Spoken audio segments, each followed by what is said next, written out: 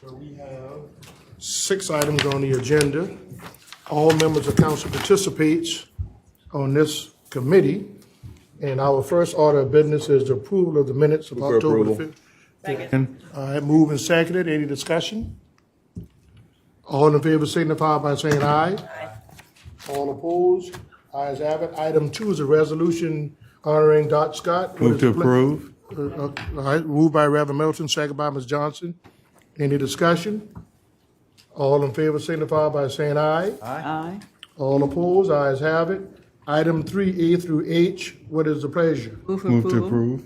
Moved by Ms. Johnson, second by Reverend Middleton. Any discussion? Mr. Sass? I have a question about 3F, roundabout. Is that, and it looks like the town of Mount Pleasant's paying for some of that because of utilities or? It says Yes, sir. And the meeting started with you. small roundabout. That's kind of a small neighborhood. I was just kind of curious about that. It's in my old district. Okay, we already did. All right. They refer to them as mini roundabouts, so scaled down version of what you see, like the Baptist area. It just makes traffic flow a little better. It sort of acts like a roundabout and sort of doesn't act like a roundabout. But it's a best fit Appreciate in you clearing in that a up. residential community. Yeah, I mean, 'cause you can't put a stoplight out there or something. So the roundabout works better. Four-way stops or stuff, something like that. Yes, sir. All right, thank you, Steve. Appreciate All it. right, any other, Mr. Moody? Thank you, Mr. Chairman. Ms. Craig, couple questions about the library, if you don't mind. And thank you for trying to reach out to me. I'm sorry, I've been kind of nuts. Tell me, so you're going to do a feasibility plan first? Is that the step? Yes, sir. We are going to run a feasibility study with Ms. Sandy Merkel. My library trustees asked me to put an RFP for a fundraising consultant. We would like to do a 2-step process of having a feasibility study to see the viability of having a full campaign to fundraise $12.4 million for our main library to close the gap in what the referendum will fund and what we would like to ultimately do with the building, bringing it up to about $18 million project. So RFP would find would do the feasibility study, and then you would go to try to find a fundraising consultant or fundraising We firm? already have our fundraising Okay. consultant, Ms. Sandy Merkel, and so her company Solutions for the Greater Good would run a feasibility study from November of this year to January 2023. We would then make a recommendation to the library trustees and to county council whether we would recommend moving to a full campaign or to utilize the referendum funding as is. What is the contractual relationship is it based on the amount to be raised? Is it a flat rate, or what is the contractual terms of that? It's a flat rate. It's a flat rate ultimately with a monthly fee attached to it. Okay, so this will come back to us after the feasibility with recommendations from your board? Correct. Thank you very Yes. much. Thank you. Anybody else? Okay, all in favor of the motion signify by saying aye. Aye. All opposed? Ayes have it. Item 4A through C, let's take them one at a time. Yes. What is the pleasure on 4A? Move for approval. Second? Second. Second by Mr. Sass. Any discussion? All in favor signify by saying aye. Aye. All opposed? The ayes have it. Okay, item 4B is to amend the Charleston County College of Monty County Industrial Park Agreement. What is the pleasure? Yeah, add one new property too, that's what it says. Moved by Mr. Sass, second by Ms. Johnson. Any discussion? All in favor signify by saying aye. Aye. All opposed? Ayes have it. Item 4C. Can we have that unpacked? Because some of us, we don't have access to our email. So can you tell us what this request to consider is for these 2 properties? Talking about now, C 330, yeah, 33. I'm gonna have an explanation, yeah. I'm gonna have Mr. Smalls and his staff to explain. Let's go with take 3366 Rivers Avenue first. And 2036 Cherokee, Mr. Smalls. I think this was a offer that we got for the property. Yes, sir. And y'all bringing it back for us to say either yea or nay on it. Is that correct? Yes, our recommendation is basically to put it back into the inventory because that price tag is substantially lower than the appraised value. Okay, all right, so that explains to you Reverend Milton, what you are looking for? Yes, sir? Okay, You said put it back into the county's. Inventory. Very good. yes, sir. That's right. Yeah. Excellent. Mr. Sass and then Mr. Moody. Question, so that means it would remain still available for sale? And it's listed for how much, Mr. Smalls?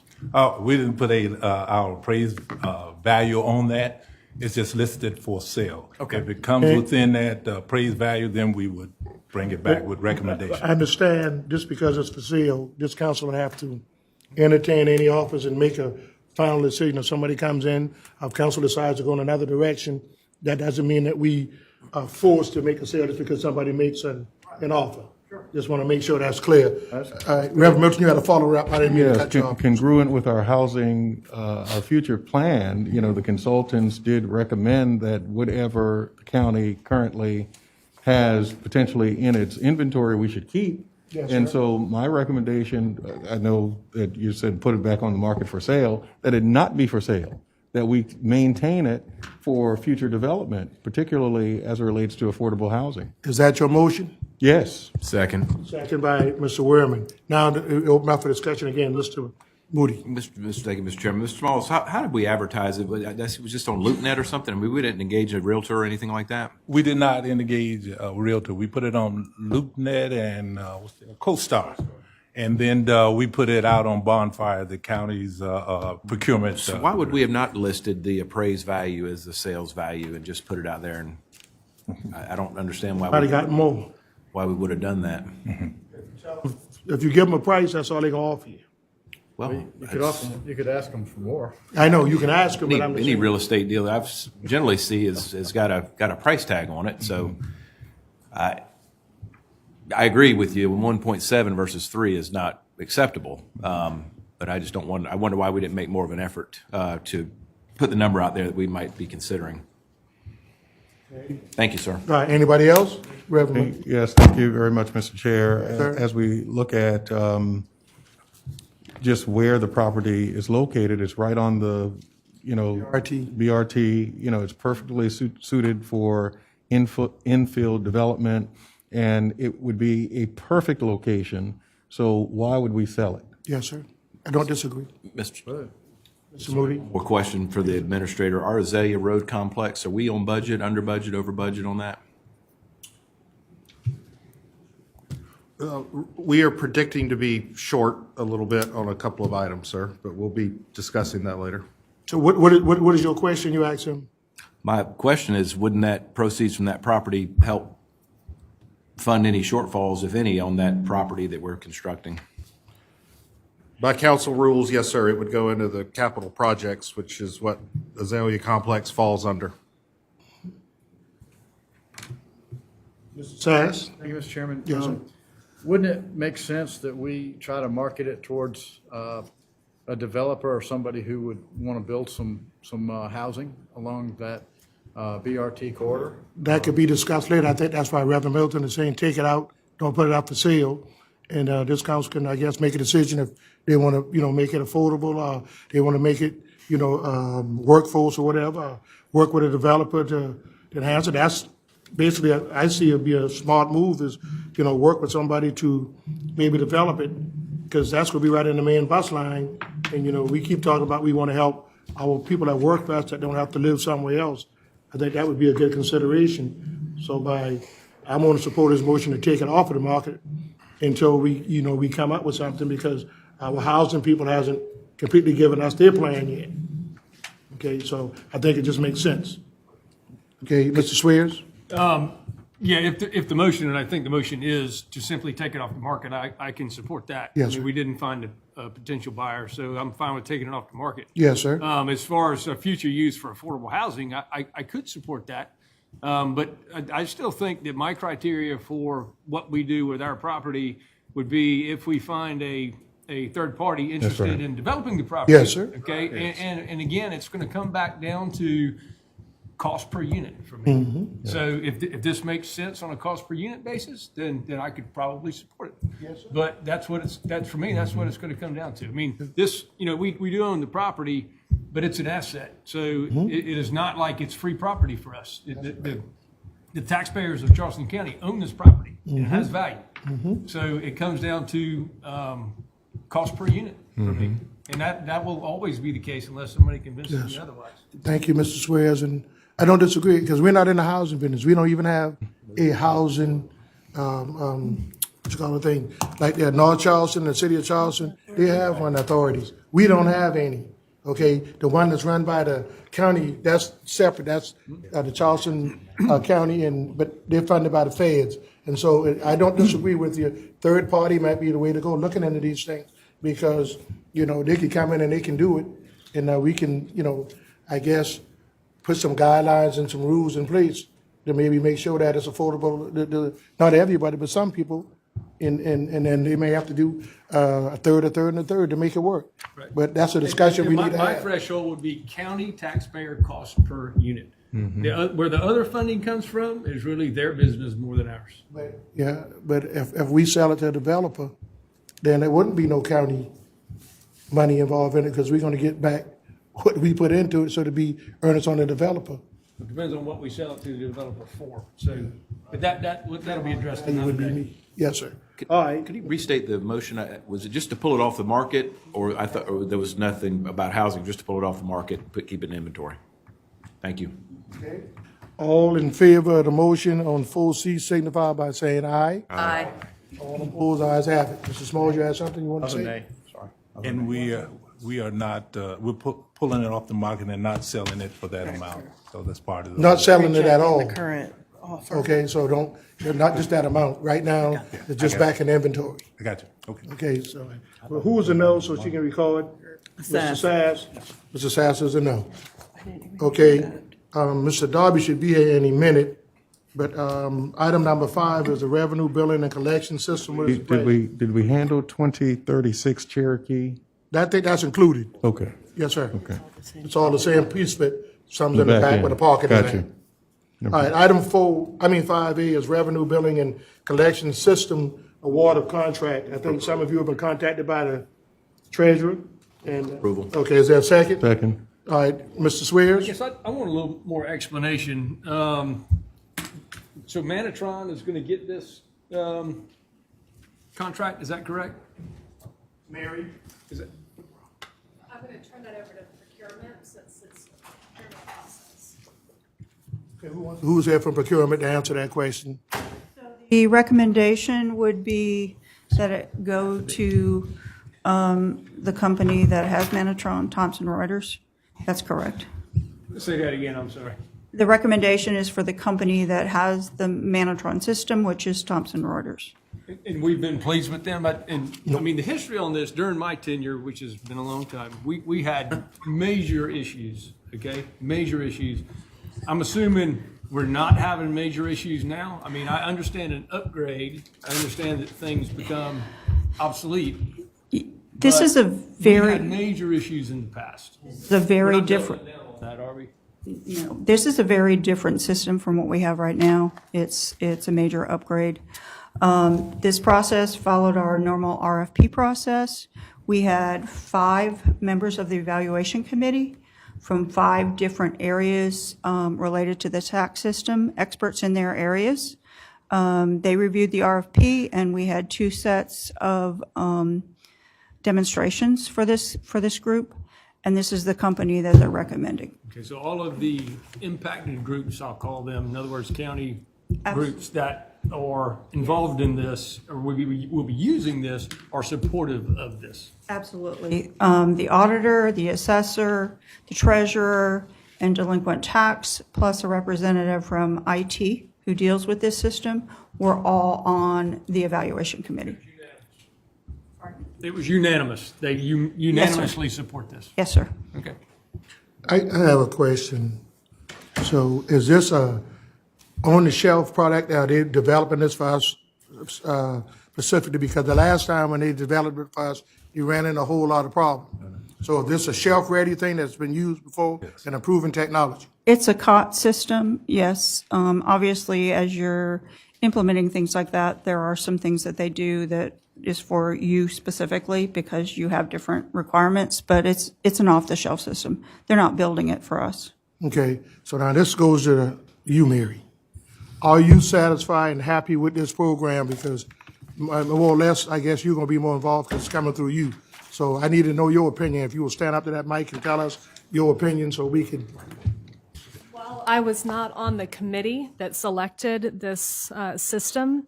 I fully trust the person that I selected for it and all the other members of the committee. So yes, I am in support of it. I do believe that it will be a big upgrade. okay, what kind of warranty do we get with this? You know, and the training, is training, free training and training and what kind of warranty do we get?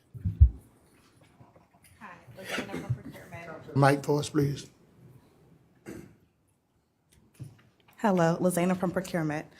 We have not started negotiating the contract. We're asking for permission to start negotiations. We are going to talk to ask about warranty and making sure we have strict service level agreements in this contract. All right, so y'all just asking permission to go forward, and then y'all will bring us back a contract for review for a final vote? We're asking to negotiate and award a contract. But we see the contract before y'all award it. No, we're asking to negotiate and then just to enter into contract. I would ask that it be brought back to council for final approval, so that way if we got any questions or hiccups, we'll be responsible for what, because just saying, giving you a blank check and tell you to spend how much you want, and then we don't know, I'm not willing to do that. Yes, sir. So I would ask the motion to be amended, So amended. to say to come back to council for final approval. Yes, sir. As far as the transition from the current system to this system, do we anticipate that being seamless? I mean, it is with the same vendor, so that could be a positive, So do we, I mean, is this a major change from what we're doing now? And will we have a transition period, which generally transition periods can be very challenging. So do we anticipate a seamless transition, or do we know? We will have a transition period, as you do with any upgrade to a system. However, it's anticipated that the transition to the new system will be less complex than we would have if we were going with something entirely different, a different vendor. Okay. And Mr. Teckenberg, where are you at? I think I saw him earlier. You good with this? Yes, sir. Okay. So it would come back to us for final approval. I amended my motion to Yes. reflect that. Thank you. And legal, Bernie, I'd like y'all staff to be involved in this as well too, with all the language to protect us from anything that says, well, we didn't know. Okay? So y'all, we'd ask that y'all be involved from beginning to end, and then when the contract comes back, if we got any questions, y'all can answer. Happy to do that. Okay. All right. There it is. That's the motion. All in favor signify by saying aye. Aye. All opposed? Ayes have it. We now move to 6A. Are we having a presentation? Yes, sir, we have the consultants. Okay. The consultant is on, so go right ahead. The floor is yours, sir. Harris?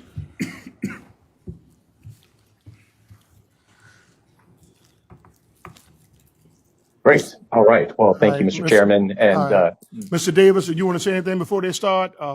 Briefly. And yes, since this is under your preview. All right. Thank you, Mr. Chairman. Obviously, we have our consultants here tonight. They want to do just a couple things.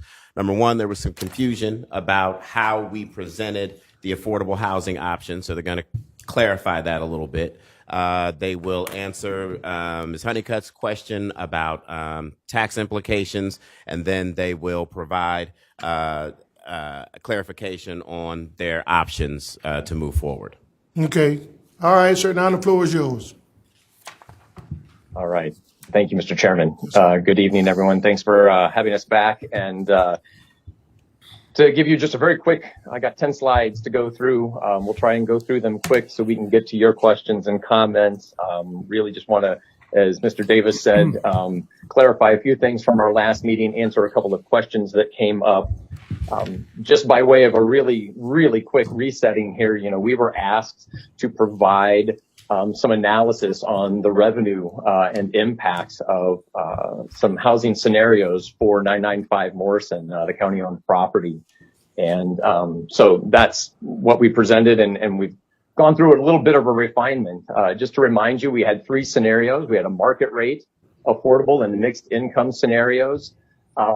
While we'll touch on them very briefly tonight, just as a reminder and a refresher, the market rate and mixed income scenarios have not changed. What really has changed is the affordable scenario and moving that into understanding what is the cost of providing more affordable units on the site.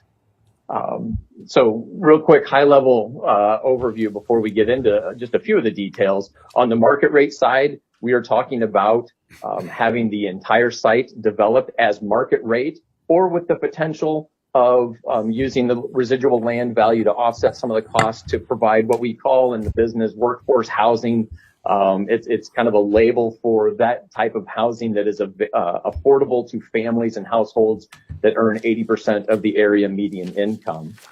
Jumping over to the mixed income side, we're looking at a combination of affordable units at 30 and 60% area median income, affordable to households at 30 and 60% area median income, combining that with market rate units, and then the idea of possible market rate and 80% AMI affordable units along with the actual, more deeply affordable units. So where we have the change and fundamentally is in the affordable side. As I said, the biggest difference here is rather than constraining it by the types of tools that are traditionally used to fund affordable housing projects, we took this further to say, beyond those tools, what would it look like? What are the implications on if the entire site were developed for affordable housing? And again, looking at the impacts of adding more units to this site. So just to remind you all on the market rate side, if this were fully kind of the maximum value, the full density 8-story units with structured parking, all market rate units for the entire site, you could be looking at 1,200 market rate units that would result in a residual land value of around $35 million. One of the scenarios that we then did was we said, okay, if that's the residual land value from an entire market rate development, what if the county were to take that value and put it into the development and offset some of the costs of units in order to make some of those units more affordable than just market rate? And so the scenario here would be a break-even type of scenario, but the county would get 1,200 overall units, 1,000 of them being market rate and 200 of them being affordable at households making 80% of the area median income.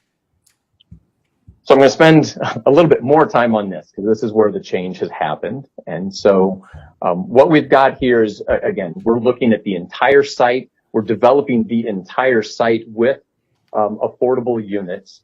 And we're doing it under two different kind of assumptions of density and how many units would actually be put on the site.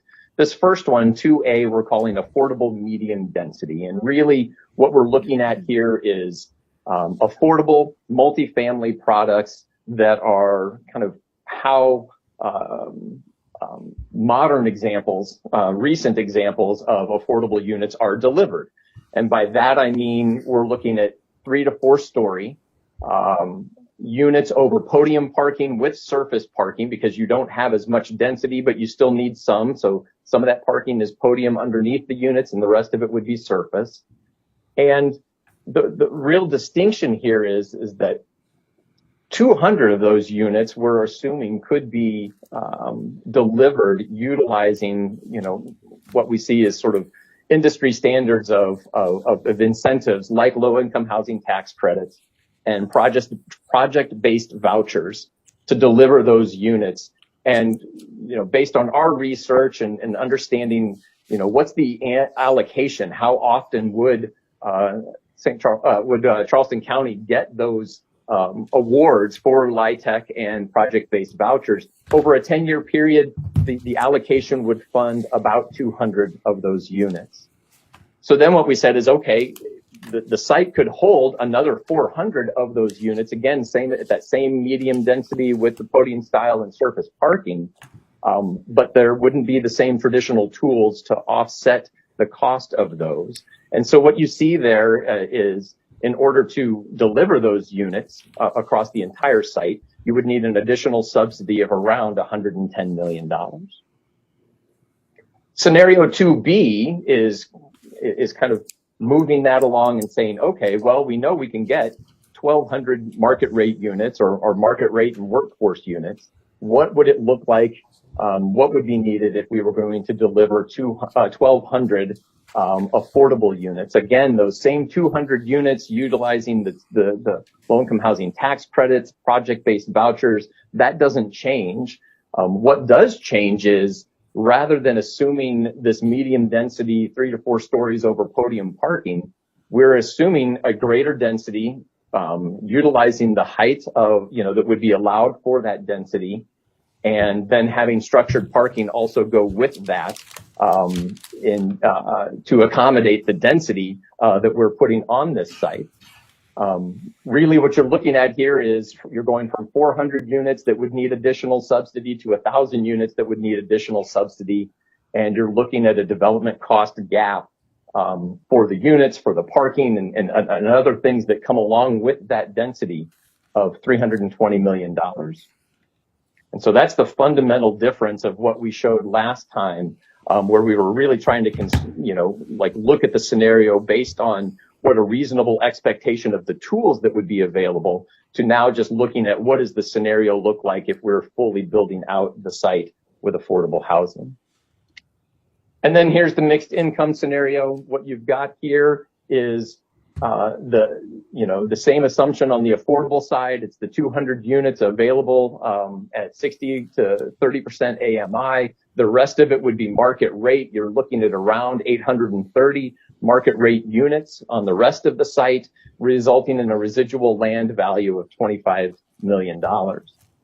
So what we did is with the scenario 3B is we said, well, again, kind of the way we did with the market rate, if that residual land value, if the county chose, they could put that back into offsetting some of those market rate units to bring down their affordability. And what you see here is around 700 market rate units, around 130 units that would be affordable to households making 30% of area median income, as well as nothing has changed then on the affordable side with the 200 units of affordable housing.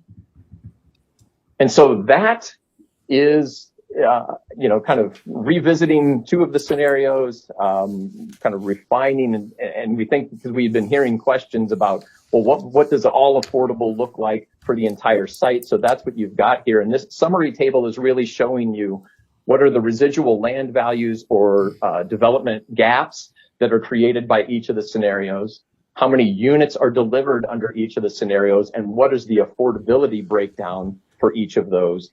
And then what are the tools that are necessary and available to deliver those units?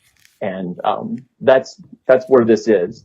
I'm going to move on to the next slide. It's still a summary slide, but one other question that we had was, what is the real estate tax implications of these different scenarios? And so utilizing assessors data, utilizing research that we've done of market rate and affordable comparable properties and the taxes that they pay, we gave a kind of an order of magnitude breakdown of what is the 10-year real estate tax revenue possible from each one of these scenarios.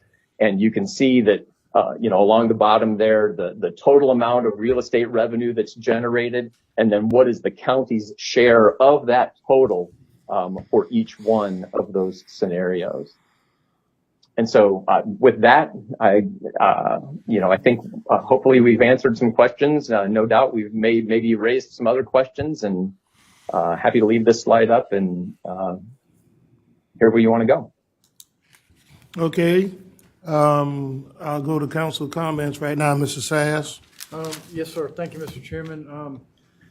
On the market rate so with the market rate, a sheet, it would be worth about 30. The track would be worth about 30 million. But when we go to affordable,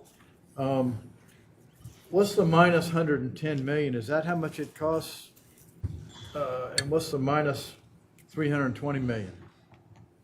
Is that you how bet. much? Is that where's the land value in that? Is the land value in addition to that?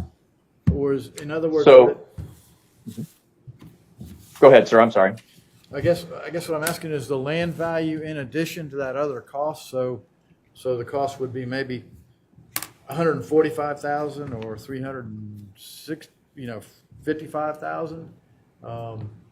Is that what that number would be to build that? You'd have the whole package. Is that what we're looking? 355 million, I should say, not thousand, and 135 million, not thousand. Yeah, Brian, if I can get a nodding of a head, or maybe you can just answer the question. I think I know, but I'll throw it to you. Yeah, I think this is also showing that, under a market rate scenario, there would be enough return. A developer could build something and get enough of a return where the value exceeds the cost. Right. And the affordable scenario, the cost will far exceed the value of the real estate given the lower rents in the affordable scenario. So that's why you have this negative number. So it effectively, the land effectively has no value in this scenario because of the amount of subsidy needed. But I will say, if there is subsidy added, that then can then bring the value of the land back up. Thank you. So it's all. But it's not correct to say that it's 110 plus 35. Basically, the 110 is coming from the cost to deliver those units. It's that there's no residual land value. So the residual land value is zero. The cost is 110. If you're going to look at it as sort of an opportunity cost loss, then perhaps, but it's not a cumulative actual cost. Thank you. Mr. Werman? Yeah, thank you, Chairman. And this only sort of drills down on something I'd picked up on in going over the materials we got a couple weeks ago. I guess I just want to ask one question from a big picture perspective. We got a presentation about sort of a comprehensive plan, and it did talk or address the per unit issue that Mr. Sweers had talked about. And I believe that we were, the expected sort of per unit subsidy for what was deemed affordable, which at that point is not exactly what we're talking about here, was about $40,000 per unit. Workforce was, I think we were supposed to expect about $30,000 per unit. So a lesser subsidy for the workforce, 80 to 120 range. What's strange to me, and I guess I just want to know, is the context here prohibiting it? Why is the per unit subsidy, if you kind of do the math here, in the hundreds of thousands for the 80 to 120 range? And I get why it's less for the 60 to the 30. I mean, we have LIHTC, but I guess I'm just wondering, why can't we capture that $30,000 per unit that was sort of referred to in the presentation a few months ago regarding the sort of broader comprehensive plan? So the thing that I will speak to is the comprehensive plan, and then Brian, if you want to add anything to this context, I will say, Councilman Mormon, we are actually in the process of refining those numbers, quite literally in the months that we've done that initial analysis with those numbers. They have actually changed pretty significantly. And so part of the answer that you might have here is that these numbers are being, are a closer representation of the actual costs now versus, I hate to say it, but even just several months ago, they are dramatically different.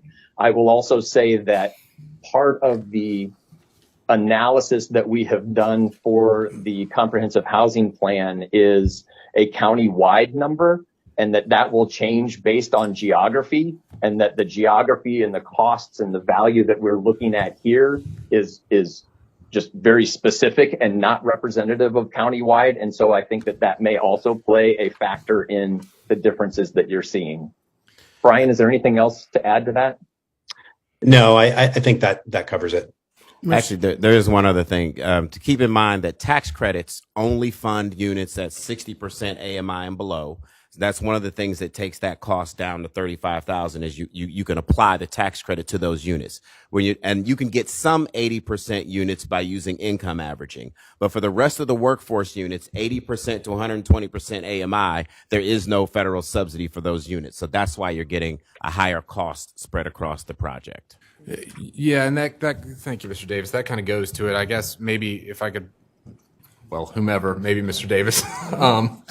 So when we're talking about, yeah, and that's really what I was a little bit more struck by. I mean, it being 50,000 versus 40,000, we're talking about the peninsula. We're talking about obviously a high value property. I get that times have changed. That shift from 40 to 50 on the 30 to 60 AMI range, I know we're throwing a lot of numbers here. That does not shock me.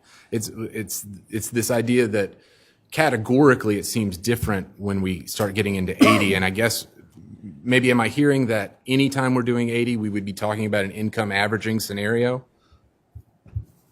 As part of a tax credit deal, the only 80% units you're going to get are through income averaging, if that's the question.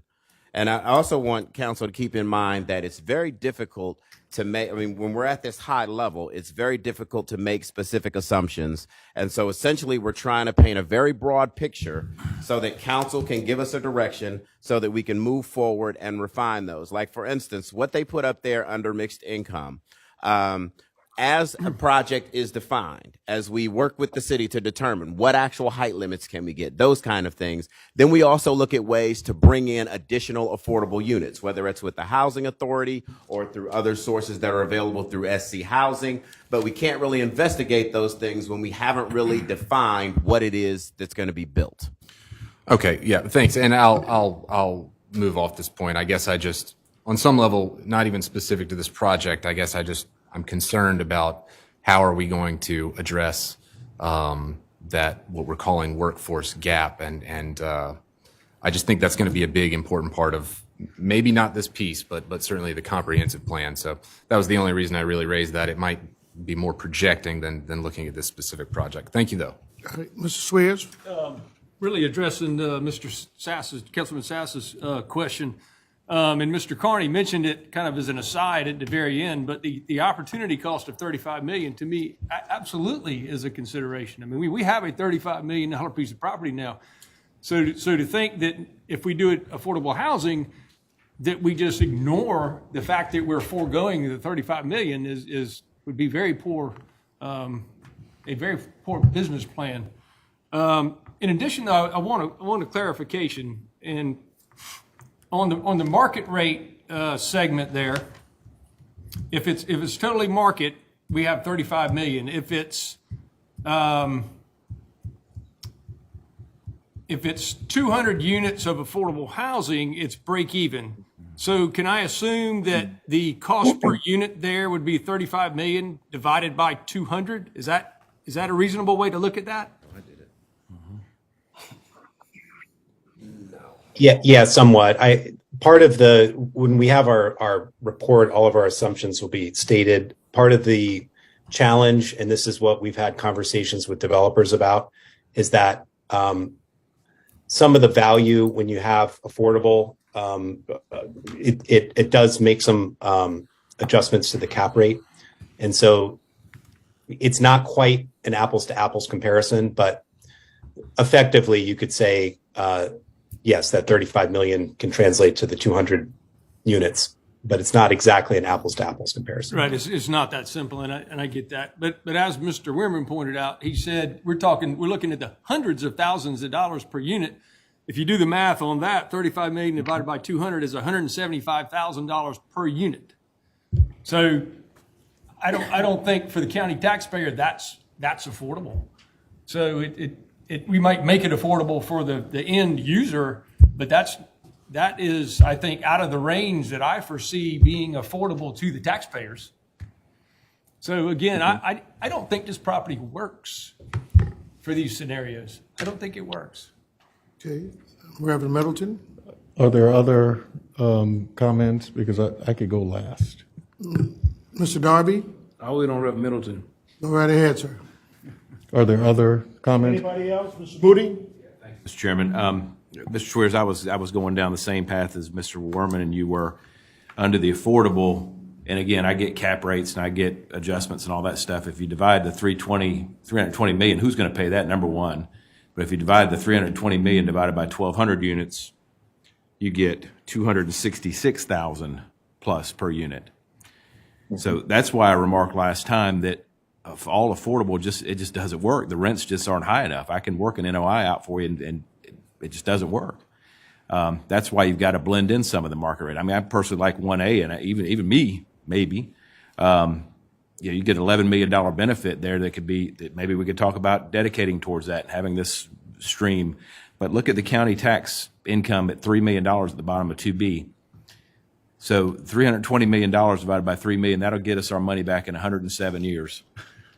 So it just doesn't work. So I know those cap rates moving things. I get it, but that's easy. That's third grade math. Thank you, sir. All right, Ms. Honeycutt. I don't have anything to add yet. All right, Reverend Middleton. Mr. Chair, I would like to make a motion that we I want to partner. ask one more question. Okay, Ms. Johnson, you got a question? Yes. And then, okay.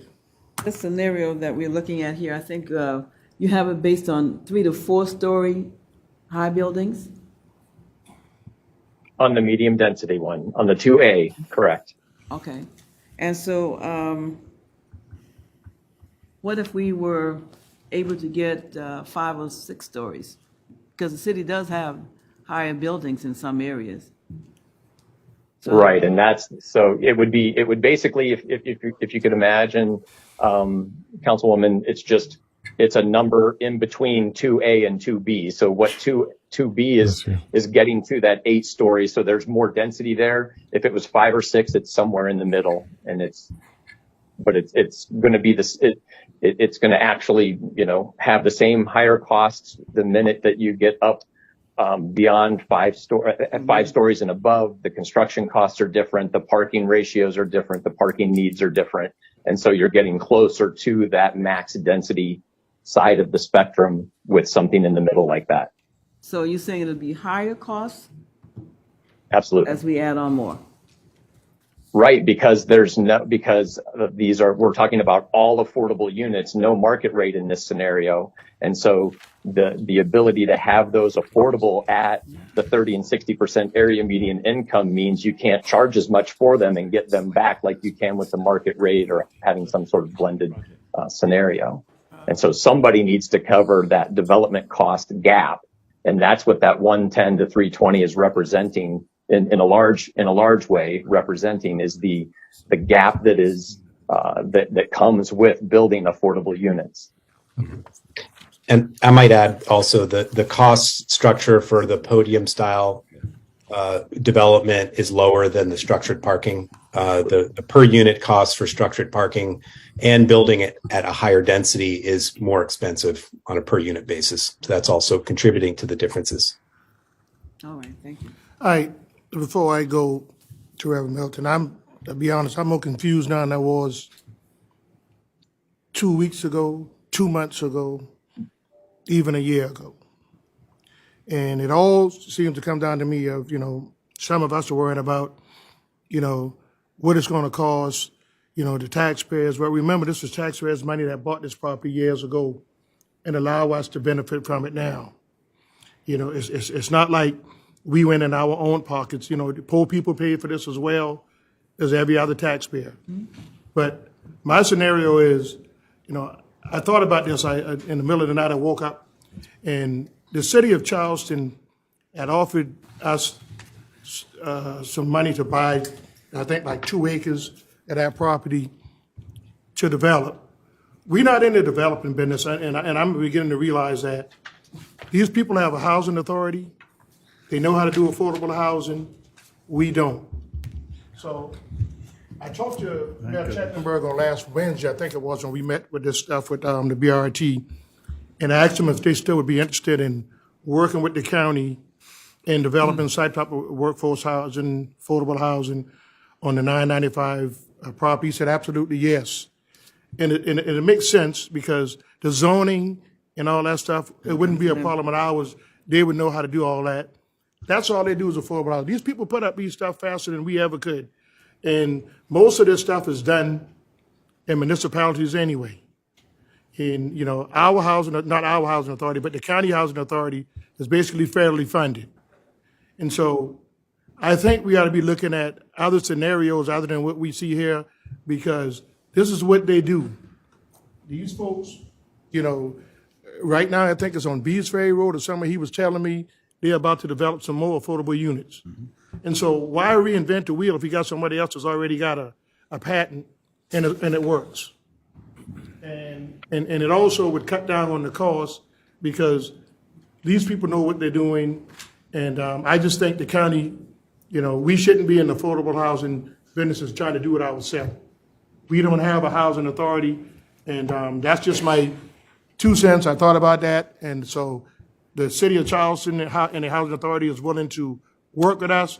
That may be the best thing for us if we really want to help the folks that really need the help the most. Mr. Darby, and then I'm gonna go to Reverend Milton. Mr. Darby, you?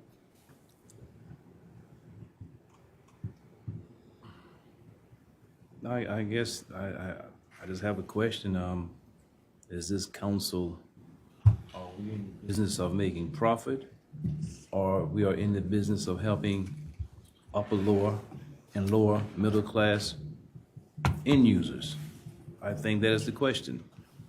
There's a housing need. The county owns the property. And again, the question is, are we here for profit, or are we here to help citizens? I'm through, sir. All right.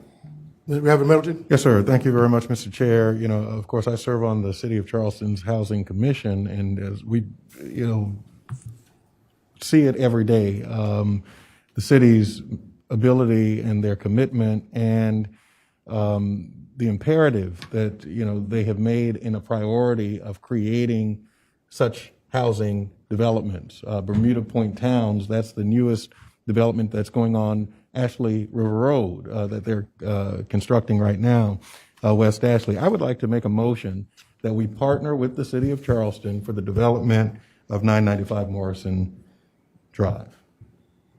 Second. All right, second by Mr. Darby. Point of order request. Pardon me? This might go to legal counsel. I don't know what a partnership with the county is, but is Mr. Middleton in a position of conflict if he is on the board that deals with housing over at the city? No. I don't know what the partnership between the county and the city. I didn't know more than just partner with the county and the city to do something. So the City of Charleston's Housing Authority. It wouldn't be a conflict if he's not benefiting or profiting from it. Right. And I'm not on the City of Charleston's Housing Authority Board. I am on the Housing Commission for the City of Charleston, which then, you know, would not be a direct benefactor of developing 995 Morrison. Reverend Milton, let me ask you, maybe the better way to do it might be is direct the county attorney to maybe meet with the City of Charleston and the Housing Authority, and then come back to us with some type of agreement. Maybe this body might enter into, say they may say yes and they may say no. Would you, hold on a minute. Would you be willing to amend your motion to say that? Absolutely. And then that way, they can work together and come back with something maybe we can use or we can't use. Okay? So let the record reflect that the county attorney would, you know, talk to their housing authority as long as their city attorney and the mayor, and maybe come back to us with something. Who wanted to say something? I just wanted to clarify this, the City of Charleston Housing Authority and the City of Charleston are two separate entities, just like the county and its housing authority. I understand that, Okay, but they still fall under the purview of the mayor. And they appoint the boards, don't they? The City of Charleston, Yes, the mayor? they do Okay. appoint the board, just like, I just Well, wanted clarification for the motion, that's Yeah, all. it'll be a three-way, because they will go with the City of Charleston, the Housing Authority, and the county. It'll be a three-way partnership. Okay. I think that's what he was talking about, right? Exactly right. Okay. All right, Mr. Werman. I think now that we've clarified that it would be the housing authority, at least at the table, if not in lieu of the city, that makes sense to me. I mean, I'm just, listen, as much as I'm disappointed by the per unit subsidy for the workforce of this, I mean, I'm encouraged by some of the options on the table, particularly 3A, frankly. And that is one that was listed under the category of requires LIHTC and Housing Authority on our last presentation. So if that is kind of where this is going, you know, I can certainly support that. I think that that's probably the best of the options we've been given. Though I am, like I said, disappointed about some of the constraints we're apparently under. Okay, Mr. Sass? Thank you, Mr. Chairman. I'd like to get copies. Can we all get copies of these slides? Yes, yes, of course. And what, you should have been provided a hard copy for the day anyway. I don't have one. And I'd like to get copies of it to study. I think this is something that we really need to spend some more time studying before we jump. And this has been very interesting study. It pointed out some things that I think we all needed to know. But I'm not sure about this piece of property that perhaps we're trying to fit a square peg into a round hole. And perhaps what we need to do is maybe we need to sell that property and use some of that money to buy a piece of property somewhere else that where we can build something affordable, where we don't have to have a parking garage or podium parking and things that make the cost of this so much higher. I mean, we're gonna, if we do 995 Morrison Drive, we're not gonna move the needle. We're gonna add a few units. Somebody said last week that we need 30,000 units in the next 10 years. We're not gonna even move the needle by doing this. But if we could sell that property and take some of that money and put it in other places, we could probably get a lot more bang. I'm talking about more units than we could get in this scenario. The more expensive where your land is, the more your units are going to cost.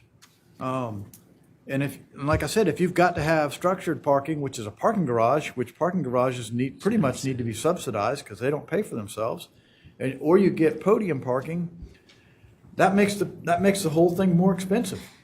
And we need to be trying to get more units, not less, with our money. And I know you don't like to hear that, but I'm sorry. That's just, I got to tell you. Mr. Sass, that's your opinion. It is. It is my opinion. That's right. And I respect your opinion. I respect your opinion. But the counter argument to argue your opinion is, I mean, the city of Charleston created parking under those bridges and all those other things down there, you know, to help when they were building all these other units, number one. Number two is, you know, we could look at this, we could study this and then come. There's no one size fit all. Right. So we may come back and say, we want to go with 3A or 3B, or we may say, we're going to do something else. But I think it all needs to be explored. Okay? I So agree. it's It all just, needs to be and then when you explored. say, let's sell that property and buy somewhere else, well, where you going to buy a property at? That's not going to be expensive. The city of North Charleston has no room. People are going further up north to Goose Creek, Somerville, and I thought the purpose of this is to try to help the people who work in these areas to have a place to stay. So if the purpose is just profit, like Mr. Darby said, profit over people, then is government in the business for profit? Or is government in the business to help people as well? There's a difference between profit and making sense. Yeah, well, this makes sense. Your idea makes sense to you. Our idea makes sense to us. We just agree to disagree on that. But 995 Morrison has been, for some council members, a selling point since it went on the market. Okay, when it became available, there was no ifs, no ands about it. We got to sell it. The first thing happened was some guy came up here and says, "I give you $28 million for the property," before we even discussed anything. You know, and what I would like for you to do, Mr. Administrator, and you and your staff, go down and take some photographs, aerial photographs from Morrison Drive, starting going all the way on down with all these high rises and all these things, and then bring it back. Let the county, some of these council members see if they haven't seen it. You know, how these people are being pushed out. You know, so money, I guess, is the key to everything, but you got to have some type of, I wouldn't say sympathy, but some type of heartfelt for people that are in need. And for us to say, let's get them off of the city and put them somewhere else, I think that's, to me, that's really, that's not right. And most of this is municipality problems. Anyway, when you're talking about these 30,000 units, they're municipality problems. We in the unincorporated area. So if we can help them get to where they need to be, why not? That's just my opinion, you know, and that's why I'll vote the way I vote. But everybody votes the way they want to vote in the majority rules, and we move on. No disrespect, Mr. Sass. I got no disrespect. I No understand. disrespect to you. I don't want you to think I'm disrespecting you. I don't think you do. Okay, I all right. know you well enough to know that All you right. don't. Thank you, sir. All right, we good. All right, Ms. Honeycutt? Yes, sir. I'd just like to add a couple things. First is, I think the question of whether we're here for profit or to help people is a false dichotomy. Because as elected leaders, we are obligated to be stewards of taxpayer money. That does not mean we're out for profit. That means we're out to make the best, wisest decisions with the resources we have. I stand with Mr. Werman right now in looking at these options. 3A seems to stand off the page to me. I think there's an opportunity to do both, to be wise stewards of our resources and to also help people. But I don't want to lose sight of the forest for the trees and be so focused on one project or one parcel that we abandon the entire task set forth, which was we need to look at and address the entire affordable housing issue we have. So this is just one piece of it. But I don't have a problem talking to the city if that's what the attorneys would like to do for today. Yes, just and see what they come up with, and we might can do both. 2 acres of this, 2 acres of that, and 2 acres of that. So I don't see what the hiccup would be. They just enter in and then bring back something else, and then this council decides what they want to do. Mr. Swears? Mr. Chairman. And let me, before you go, I'd like to see it done in 30 days, if you would add that to your motion, because I don't think we need to keep dragging this thing out on and on and on. Duly added. I don't understand, why did you decide that the county attorney would be the one to negotiate this? And they'll be negotiating this with the city attorney? They would be Shouldn't it negotiating with the be- housing authority and whoever the mayor appoint to be in. I mean, if it's going to be a contract, who else would do it? It would be legal, right? Well, I mean, we need to develop the parameters of what we're talking about here. I think and they don't already know that's- what we're talking I don't think about, that's the Mr. Mayor. county attorney. They sit here and they watch all this we're doing now, so I think that's his motion. I mean, you can support it or you can't support it, but that's the motion he's making, and if he's not going to change his mind, there's no need in arguing. I think you overextend the use of our county attorney to do this. I mean, I don't think that's a proper application. Well, who does for contracts for us, redoing. Mr. Swears? Doesn't an attorney does contracts? So you think we're already ready to execute a contract? Well, we don't know whatever they bring back to us, Mr. Swears. I suggest the city already made one proposal to us that was we did not find appealing at all. So to me, in a way, they've already done this. Why don't we simply solicit, tell them, hey, we're anxious to hear any proposals you bring to the table. And again, as you said, we're not in the affordable housing building position. And I hope we don't get into that. But we are in the position to help. The whole housing trust concept, I thought, was for us to be able to help with some financing and make things work, not for us to build affordable housing. Not look at the bill. I know. So why don't we simply encourage the city, hey, your last proposal was no good, but we are willing to entertain future proposals. I don't see why our county attorney needs to go negotiate something with them. I think they can simply make a proposal. That's Mr. Middleton's motion, so, he got to do it second. I mean, to So me, you if may any try to get him talking needs to be done, I think Mr. Davis is ideally suited for it. I mean, as in his position and with his expertise, I mean, if it's done by the county attorney, Mr. Davis needs to be there. She may reach out to him, Mr. Mr. Brandt needs to be there. Mr. Tootin needs to be there. I mean, we have more expertise in this than the county attorney. So yeah, the contract, the county attorney needs to create the contract. If the contract is created, create the contract and make sure it's something that we can live by. But I just think we're getting off track here. Thank you, Mr. Swears, for your comment. Ms. Honeycutt? I just want to make sure I understand the motion. The motion was to partner with the city's housing authority to develop 995 Morrison. What does that mean? So we amended the motion to include asking the county attorney to negotiate with the city of Charleston, the city of Charleston's housing authority, and the county in order to develop some sort of housing on 95 Morrison Drive. They get together and they bring back the proposal that Mr. Schwiers is talking about? They bring that back, Possibly. bring back those scenarios just like this to the county as options for us to consider. Okay. And we do that in 30 days. 30 days. Mr. Chairman? Ms. Johnson? Well, first, I'm going to say that I'm going to support the motion that Mr. Middleton has made, because I do believe that we're looking at this in the city. They already have a city housing authority. We are not in the business of building. We don't build affordable housing. They do. The authority does. And I think it's a good idea for us to go to the city and ask them to come up with some kind of plan that they can send back to us that we can look at, since they did have some interest in the beginning for the 2 acres that they asked us to try to develop some kind of housing. So I don't think this is outlandish to me to ask our attorney to go and do that. Come back with some kind of agreement to support affordable housing in the city of Charleston, where they have the regulations already of what size building and how the height and everything that we might need to consider. We wouldn't have to go right directly to them. They'll already have that control. Anybody else before we take a vote? April Salisbury, call the roll. Mr. Werman. Oh, Mr. Werman, I'm sorry, I didn't. I'll support this. Obviously, it's coming back to council. We'll be able to assess what it is at that point. I guess what I would just say, and maybe Mr. Davis can clarify, but again, we were presented 5 options.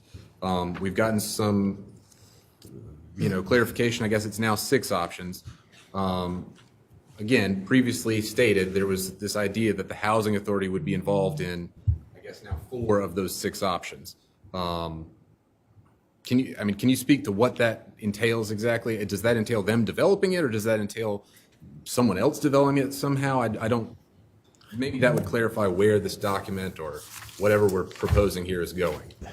That could go either way council wanted it to go, but I just want to clarify one thing, that I don't believe it's possible to negotiate 3 scenarios with the housing authority in 30 days. With all due respect, I think council has to make a decision to say, this is what you're going to the housing authority with. We couldn't vet 3 totally different scenarios within 30 days and come back to this council with that. In terms of what that partnership looks like or whatever, as you spoke, I got some ideas in my head, but that would be up to council. We could propose some things, but that's kind of wide open at this point as to what a partnership would look like. What if they come up with their own plan and something totally different? That's right. They don't have to follow this plan here. We're not asking them to follow this plan. We're asking them, they could come up with a different scenario on their own for us. So I don't want to confuse anybody to say we asking the city to get involved in that, because that's not what the motion stated. Absolutely. And just to be clear, in my professional experience, the housing authority, unless they have some new tools up their sleeve, is going to come back with something that looks like 3A or 3B. That is the way that affordable housing is being developed now, particularly in dense, expensive urban areas. No, we will look at that. You can't speak for them. No, I can't. All right, so don't make assumptions, okay? Yes, sir. Let's wait until they come back on November the 17th, and then with the proposal, and then we'll go from there. So we're asking them to submit a proposal, or we are negotiating with them a proposal? I need clarification. His motion is to negotiate with them. Okay, so we're working together on a proposal. Mr. Middleton, please clarify, because I don't want us to hold this and water this down. Why don't you just let... No, I just need clarification on what we're doing, sir. If they need you to get involved, they will ask you to get involved. Yes, sir. Okay? All right, let's put it like that. Maybe the city may already have something they can come right up with and then bring it to us. Understood. Thank you. Okay. Anybody else? Mr. Swears. When you look at this slide and you look at $35 million, you think, well, that doesn't seem like much money. That is the money that we actually lost, although we regained some of it in the whole Navy Hospital debacle, as people like to say. Oh, no. Mr. Swears, I'm gonna wait till you finish. Mr. I'm Chairman, gonna wait till you can't finish, cut and him I'm gonna counteract that. Come on, this is a serious amount of money, and I think we're not real sure what we're doing. And we are actually trying to create a structure for a housing trust. But then on the side, we're also trying to make deals ahead of that. I just think this whole process is already starting off very sloppy. And I mean, a future referendum will look back on the actions we take. The way this is starting out and developing, to me, would not give me confidence that Charleston County Council is going to spend taxpayer money from a referendum wisely. So just my thoughts. I don't know which direction this thing is really going. The city of Charleston already made a proposal once. I guess we're asking them to make another one. Or maybe we're trying to negotiate with them. I'm not sure what we're negotiating, but I just think there are lots of questions, and it's not going to build trust and confidence with the taxpayers. Mr. Swears, remember, they made a proposal on buying the land. They didn't make a proposal to say, let's do a joint venture, maybe develop the land. We don't develop Okay. affordable Well, housing. You just said that's that. what I'm saying. So let them, they may come back and say, look, y'all have the land. Is give them a deal on the land. That's the only thing we have. And the majority may say that. That's up for the majority, but let's at least hear them out first. I'll call from both. Okay. Anybody else? You didn't get a second. Anybody else? All right, call the roll. Mr. Darby? Aye. Ms. Honeycutt? No. Ms. Johnson? Aye. Mr. Middleton? Aye. Mr. Moody? Nay. Mr. Sass? Nay. Mr. Schwiers? No. Mr. Werman? Mr. Pryor? Aye. Motion passes 5-4. Okay, anything else to come before this body before we adjourn? Hearing none, meeting adjourned.